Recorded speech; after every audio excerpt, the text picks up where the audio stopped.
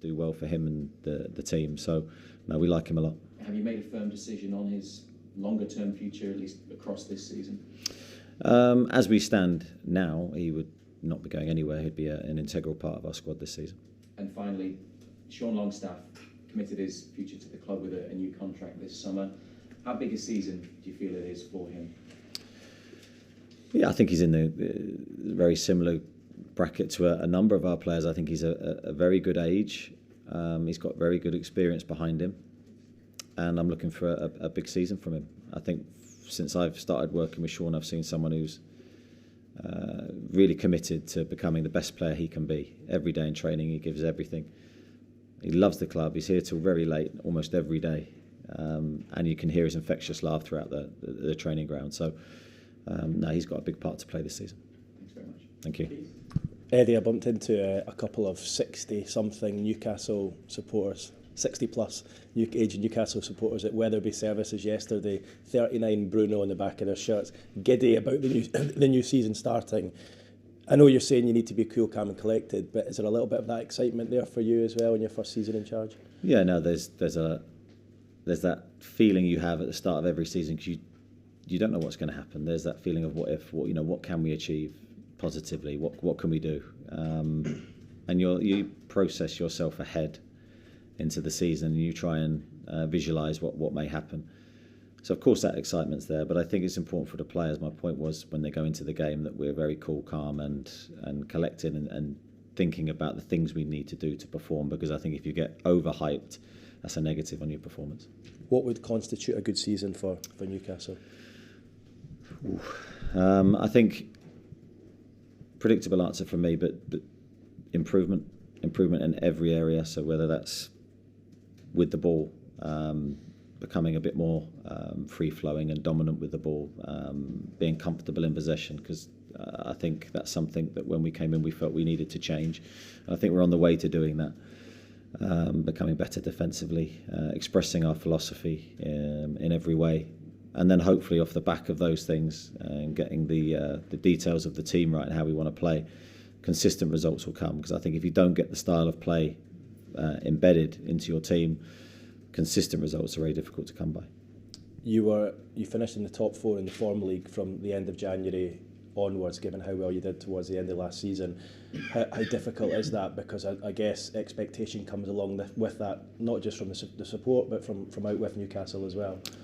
Yeah, I think that we did achieve that, and I'm very proud of the team for having such a brilliant run towards the end of the season. But it's, in my mind, it's gone, and we can't sort of look back to that time. We can try and harness the good things from it, but we have to earn the right again. And I think that's crucial for every team in the Premier League. You start afresh, you start level with everybody else, and we have to earn everything that comes from now. We have to get the supporters on our side with our energy and our enthusiasm and our work rate.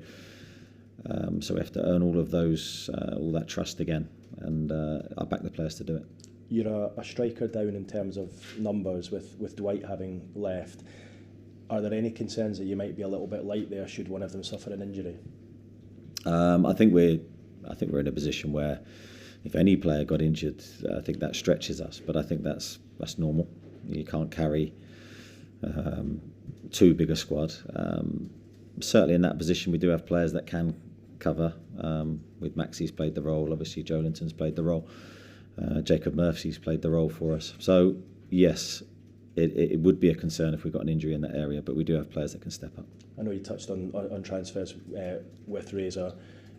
We guys have spoken a lot about James Maddison in the last week or so. Is there anything you can bring the supporters up to speed with in terms of the club's pursuit of him? No, I'm not going to talk about any individual player out of respect for them and their club. But yeah, we're working hard to try and add to the group. Thanks. Morning, Eddie. I've seen Newcastle described as dark horses, European contenders, big spenders.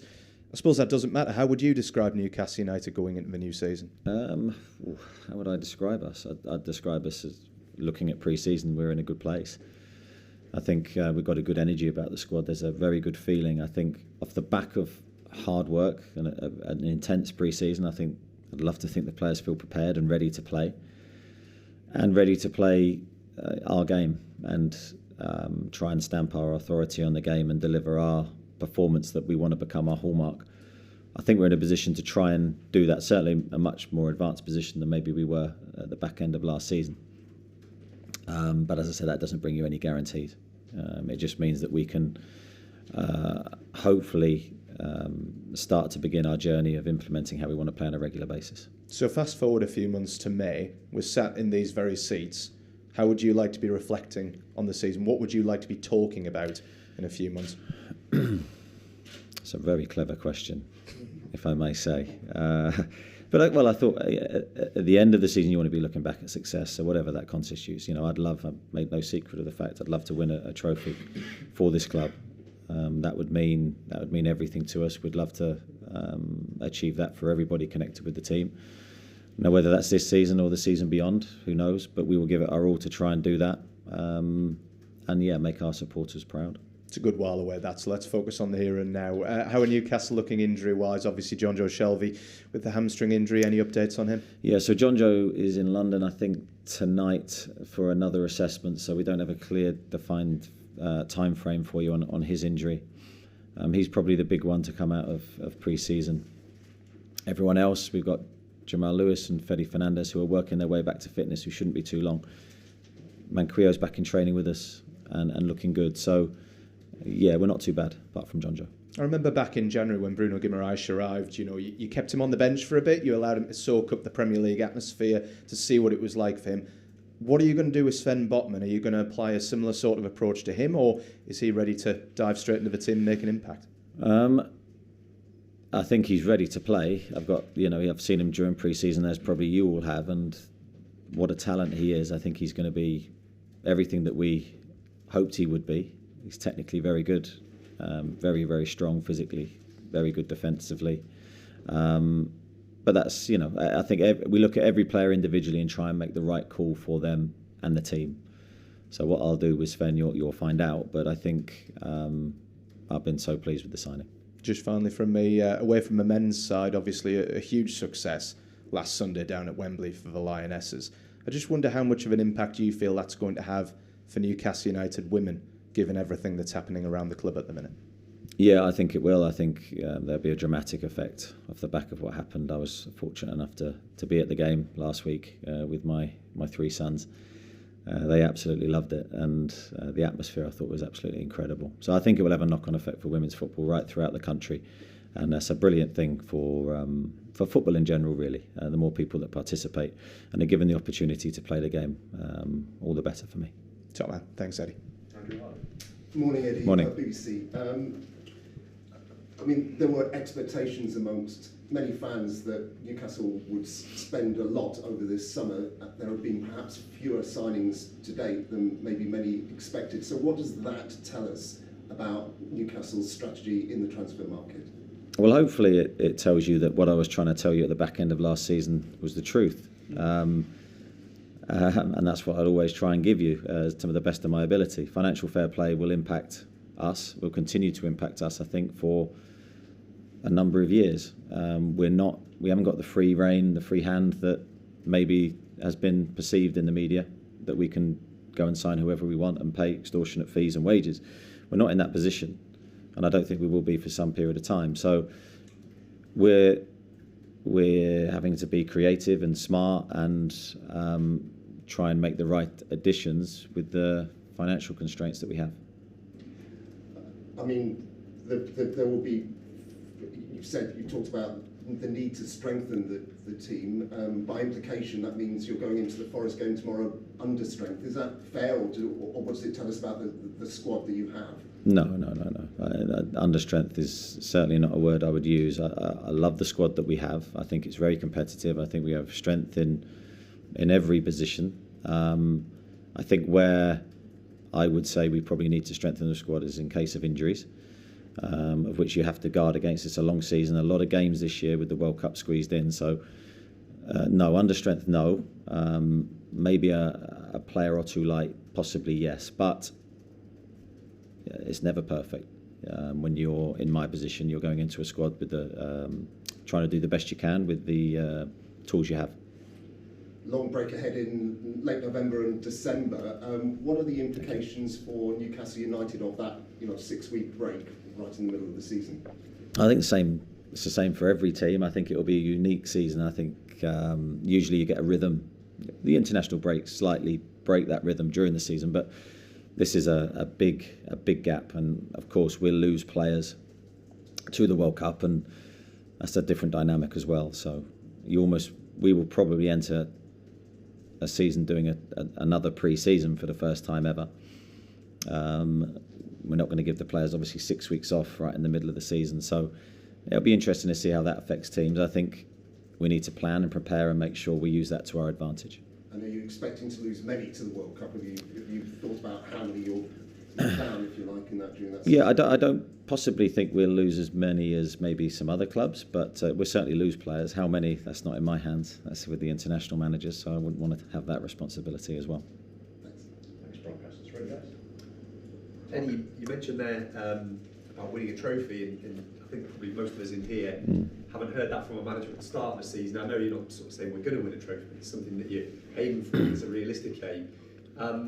Does that reflect the optimism and maybe positivity before the season? I think if I sat here and said I didn't want to win a trophy, there'd be something wrong with me in my position. That's my dream, to win silverware, to win cup competitions, to achieve great things for the football club, and I think I have to dream big on behalf of the club. That's not saying we're going to do it. That's my dream, and then we've got to work hard to try and achieve that. And every day I'm pushing staff, the players, to try and make that dream a reality. Jordan, just one on Martin de Broekhuis being linked with Leicester City. Obviously a battle between him and Nick, both the number one spot this season. If there was a guarantee for him to get the number one spot elsewhere, would you be willing to let him go if that's what he wanted? Oh, I think you've jumped way ahead there. I think first and foremost I've got to pick a team for tomorrow, and then I've got to pick a squad for tomorrow, and Martin's a valuable player to us, so no, that's a conversation for another day. Okay, Luke. You're being very calm as ever in the transfer window questions, but when will you start to get worried about a lack of attacking reinforcement? As I said, I think it depends on the health of our squad, to be honest, Luke. I think while we have a full complement of players, as touch wood as we do now, bar John Joe, near enough, then I think our squad is strong. I think the injury situation will dictate a lot of that thought. But regardless, I'd love to be active between now and when the window shuts, that we could sign, I'll say a player, who knows. But because I do think the squad will need that help during a season where games are going to be very intense and a long season. So, but as I say, there's no guarantee with that. But in terms of panicking, and no, we can't be in that position. We have to make the right decisions for the club, short term and long term, and everything has to be strategically thought out. And will you look at the loan market as well? I know there's a budget in terms of what you can do, permanent signings. When's the loan market going to sort of become active, do you think? Yeah, I think the loan market will probably become more active towards the end of the window as players begin to see where they stand in their respective teams. So that may be something we look at, of course. Doesn't have to be permanent signings. We've seen with Matt Targett coming in last year, the impact he made on the team. Yeah, I'd look at all alternatives. Thank you, good luck. Thank you. I think there was an Ofcom report last week about players getting abuse on Twitter, and obviously a player in a black and white shirt in Kieran Clark was one of the most abused. I just wondered if there was a sort of support network in place for like any players in your squad if they're having that sort of a problem. Yeah, I think it's a great point, and I think probably underestimated by a lot of people what happens online. Again, I'm not part of that world, so I'm maybe slightly uneducated. When I say uneducated on it, but blinded by it, really, because I think if you're not exposed to it, you don't see it or read it, then it doesn't affect you so much. But certainly if my players are online and reading and taking in those types of comments, it can't be healthy for the mind. Certainly here we have support for players if they ever need psychological help, and I'd encourage them to seek that help. And there was a sort of a report come off the back of that saying that anyone who's caught like abusing someone from the stadium, you know, if they could be tracked down, should be getting a stadium ban. I mean, is that something you wouldn't go up in the street and say that to somebody? So is that something you would back? Yeah, I think we have to have punishments for and controls for these types of things. So stadium bans, yes, I'm all in favour of harsh punishments because I think it's something we want to stamp out of football and society. So if we can have harsh measures in place to do that, all the better for me. Craig and Damien and then Chris. Morning, we were in an event last night, season preview with supporters, and I think there's an unprecedented level of optimism and excitement. You know, you said that is potentially dangerous to a degree. Just give us a flavour of how you have felt that optimism and excitement around town, you know, by way of bumping into people, or just a little an insight into how you have become aware of that. It's a difficult one to give you examples, really, Craig. I'm just trying to think.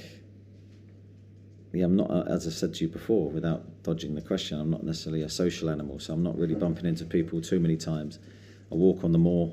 I'm not sure I'm going to pick up too much from that, but I think you can just genuinely feel it's a positive energy at the moment. There's a positive vibe, not just around the city, I'm sure, but around the training ground as well, and the supporters I see outside the training ground who are incredibly passionate and loyal. I mean, again, I think I've had supporters stop me 6:15 in the morning every day this week. And it's different people. It's not the same person. That's incredible. And they're staying till late. So I left the training ground late last night, and there's still people there. So I think that's probably my example of the supporters' energy, enthusiasm, positivity, and loyalty to the club. 6:15, that's 15 minutes late for you, isn't it? 15 minutes late today. So I was. I'm sitting a little bit uncomfortable. I've got a slight back problem today. So. That's why I was a little bit late this morning. At this event last night, there was a lot of love and a lot of appreciation for you, and that actually finished with supporters worried that you're going to take the England job after the World Cup. Just how happy are you here, and how excited are you for the job and the project you're setting out on this season? Yeah, I couldn't be happier, Craig, to be honest, and I'm absolutely loving the challenge. It's a difficult job, but I'm trying to embrace every aspect of it. I've said right at the start, the people that I'm integrating with on a daily basis, I think are top people with a great outlook on life and professionally. So I've got everything in place, I feel, that I need to try and be successful here. That's not trying to put too much pressure on myself, but I'm very, very happy and enjoying the job. Damien? Eddie, you know what it's like to bring a team into the Premier League. How challenging is that, and what do you, as opposition, have to be wary of? Yeah, I think it's a very good question. I think there's a lot of positivity off the back of promotion. You know, Nottingham Forest have been away for a long time for such a big club, and they will harness all that energy and positivity and take that into their early games of the season, and that makes our game against them very, very difficult from our perspective. I think we have to. Without going into too much detail, I think we have to try and show our experience and our experiences in the Premier League. Hopefully, will be important to us. But as I say, the job that Steve's done, the job that his players have done, elevating themselves from a difficult start to where they are now, shouldn't be underestimated. And I think the promoted teams can be very dangerous early in the season. Chris, what? Well, Eddie, obviously you arrived in November, mid-season. Newcastle were in a difficult position. This summer's very different for you. Do you feel more settled now? And in terms of that position of Newcastle United manager, is that something that you feel you've grown into because you've been able to sort of absorb more of it now over this summer? Yeah, I certainly think having a pre-season has been a brilliant thing for me on many different levels. I've got to obviously go into detail with the players about how I want us to play. I've been able to form stronger relationships just through spending time with people, whether that's a pre-season trip or whatever environment you're in. So certainly I feel more settled. I'm living in a house. So yeah, off the pitch there's no distractions for me. My family will be with me in a few weeks. So I certainly feel in a good place. Kieran? Morning, Eddie. Morning. You went into the summer, maybe priority was to bring in more goals with the pool being quite small in terms of attackers that can actually improve your side, is it a case of holding your nerve and maybe something will open up as the window goes on? Yeah, I think you've asked a very good question there, and I think you've detailed it quite well. I think there is a very small pool of players for us to recruit from, and of those small pool of players, then the details of the transfer have to fit both sides, and that's not always been easy to align. So I think it's about the right player. It's not about signing any player. It's very, very easy to do, is to sign this name, that name, but it's got to be the one that we think elevates our team the best. So whether that means holding our nerve, or whatever expression you want to use, I think it's so important that we try and sign the right one and the best fit for Newcastle. And the team selection tomorrow, there's also some big calls, goalkeeper, centre half, of course. Are you keen to take some of the players aside maybe before announcing your team, to the way you've done with their futures, say last summer, being honest with them? Is that something you're conscious of doing as well? Yeah, I'll always speak to the players. Big decisions need to be communicated, I believe. I think if you can give players an insight into your decision, not necessarily too much detail around it, but certainly the key reasons why you've made the call, I think that can only benefit you and them. Miles?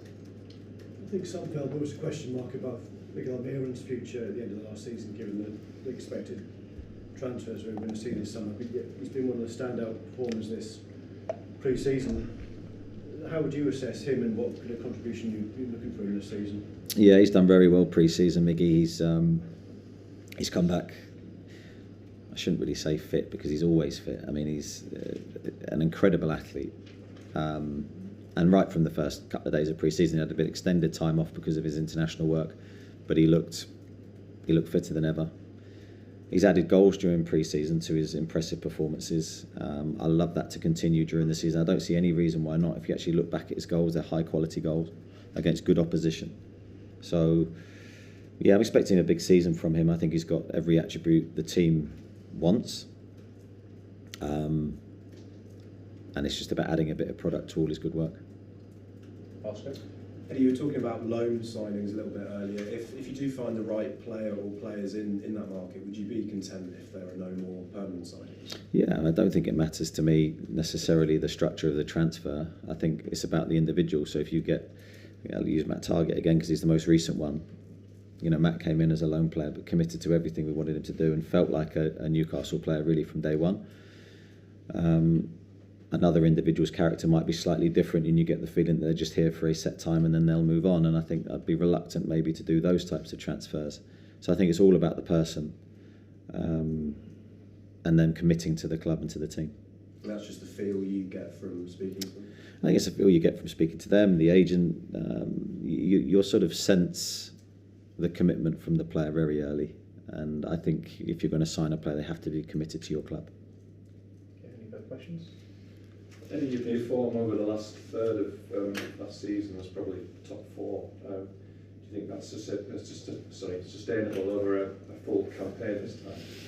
I think it's certainly a challenge for us to maintain that form, but we'll do our best to try. You know, the league is so tough. If you look at the transfers and the money spent in the league, it's not getting any easier. It's getting harder. The standard's going up. You look at the coaches again at the respective teams around the league. You know that the level's very, very high.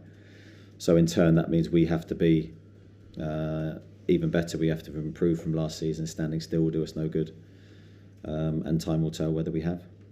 And how's the back injury? How are you looking? I think I'm doubtful for tomorrow, to be honest.